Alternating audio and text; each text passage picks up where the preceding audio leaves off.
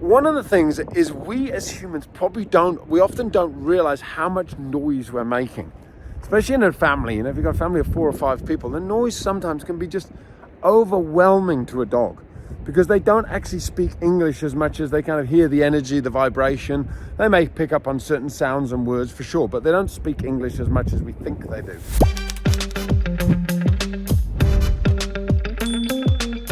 Hey, Doggy Dan here with another edition of Pup Dates. And today, following on in the theme that we're doing, which is having a look at the similarities between raising children and training dogs.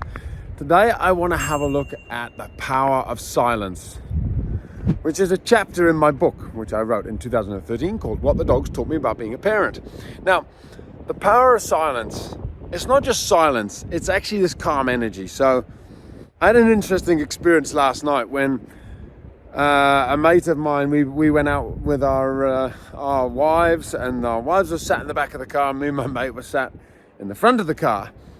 And suddenly it went a bit quiet, and I realized I was tuning into what was happening in the back seat. And my mate said to me, "It's obviously something important because they're whispering." And it was this really funny thing. I realized, their voices had dropped, and we had both stopped talking, and we were both trying to hear what they were saying, just because they were whispering. That's how it works. There's a strange phenomenon that when somebody's shouting, you kind of tune out more. If they start speaking quietly or calmly, or even softly or whispering, you tune in even more. So when I start speaking quietly, you probably hear maybe the ocean in the distance. You're more drawn in. Now, there's a few things about this that I want to share because this will help you understand your dogs. One of the things is we as humans we often don't realize how much noise we're making, especially in a family. If you've got a family of 4 or 5 people, the noise sometimes can be just overwhelming to a dog because they don't actually speak English as much as they kind of hear the energy, the vibration. They may pick up on certain sounds and words for sure, but they don't speak English as much as we think they do. I had a dog, I get it. I had a dog who, Peanut, my dog, my first dog called Peanut Butter. She knew almost 200 words, but I wouldn't say she spoke English. So what happens is that when there's so much noise, our dogs struggle to hear as they start tuning out more and more until basically the only way to get their attention is to really scream and shout or go silent and then call them over to get their attention. So one exercise that I would love you to try is basically in the morning when you check in with your dog, just see what happens if you keep your energy much lower. You might do it for 30 seconds. That might be a push for you. You might do it for 3 minutes. By low, I mean almost silently connecting with your dog. Because remember, most dogs, in the wild, dogs don't actually bark and make all this noise for no reason at all. So dogs are they're calmer and quieter in the wild than we probably realize. I often think there's a funny thing goes on with dogs and humans. Man's best friend, the dog, they don't actually speak. They don't actually talk much. They're listeners. And when we're constantly sending out information, it can really confuse them. It can really just drive them to close down their ears rather than getting them to hang on to our every word. So by starting off the day quietly, you'll start to see just what effect it has on your dog when you're calmer and quieter.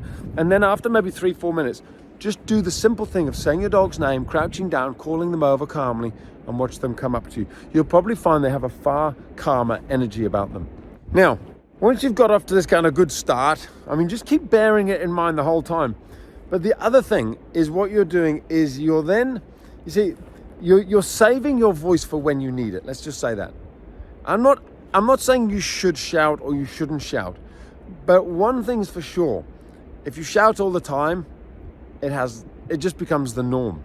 We've all been in schools, or most of us have been in classes or places where there's somebody, might be a sports teacher, who's always shouting. It just becomes the norm, and that's how it is for your dog. So even if you sometimes shout to get your dog's attention, it'll have way more impact if you rarely shout. Then when you do shout, it has that impact. It gets the dog's attention.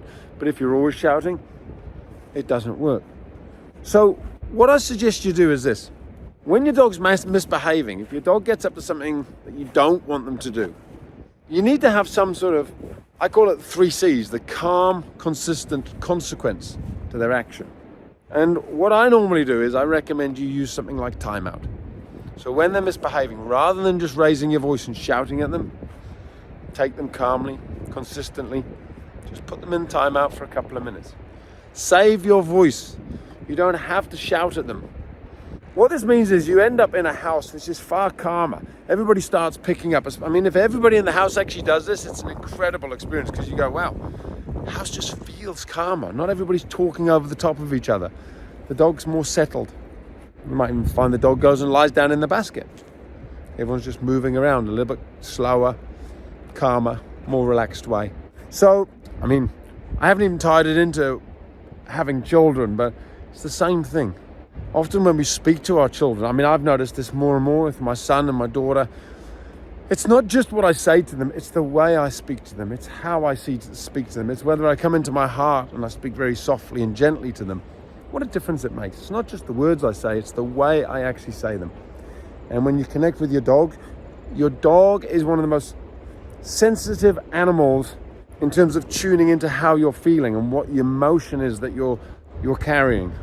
So you can shout, come here, or you can say in a very aggressive way, come here, or you can say in a very loving way, come here, come here, come here, come here.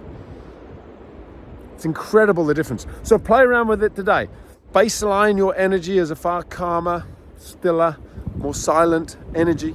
And then when you do say something, you'll be amazed how much more attention your dog and your children give you. Alrighty, that's it for today. Another video on pup dates. Have a great day. Take care. Bye-bye.